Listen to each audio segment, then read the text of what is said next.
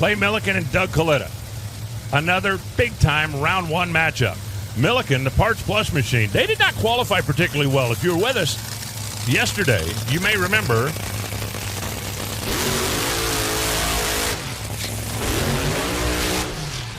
Millican had a big old kabang down there at the finish line. Knocked the blower off of that Rick Ware Racing Parts Plus car for Biohaven Summit Racing Equipment, but they've been in the winner's circle a couple of times this year. And Jim Oberhofer, when he gets his teeth in something, has got as good a race car out there as anybody. Over on the right side is Doug Kalitta, the Mac Tools machine. The other car out of Kalitta Motorsports for Rev Kim, Sealmaster, and Toyota. Alan Johnson, Brian Houston, they have been working at trying to get this car to respond to their input. It's starting to come around. I think it's taking a little bit longer than most people thought it would. But in qualifying, Doug Kalitta drugged that car off the starting line 3 times. The slowest run he made was 377. Clay Millican's quickest run was a 383, but that's the run where it blew the blower off of it. So there's more left in the Parts Plus car.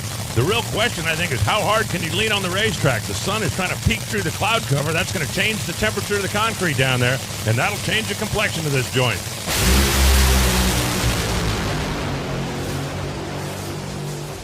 .368, 331 miles an hour. Clay Millican steps up big. Look at Jim Oberhofer and the Parts Plus guys down there.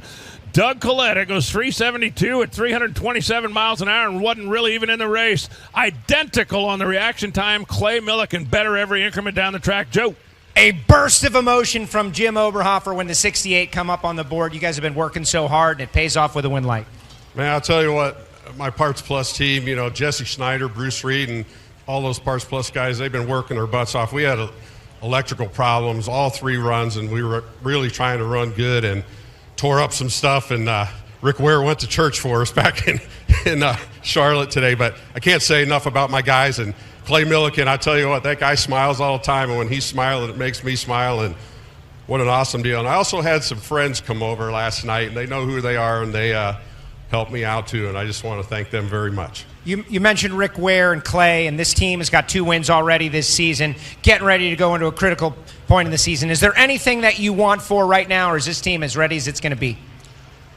The top fuel field's tough, and we just have to have our game together because, when you're running a guy like Doug Kalitta and Alan Johnson and Brian Houston first round, that is tough. And AJ didn't win all them championships by not being a smart guy. So, and they're all this way, Mike Green and Tommy D, and of course you got Grubby, the madman, from Montana, and then Torrance. I mean, you could sit here and talk about the whole top fuel field, and you just have to have your act together.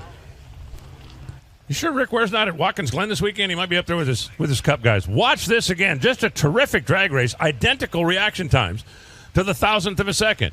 But all the way down the racetrack, Millican had the better numbers. 2.96 seconds at the 8th mile. 2 football fields in less than 3 seconds. And then at the finish line, you could see it on the scoreboard. 368, 331 miles an hour. That's getting it.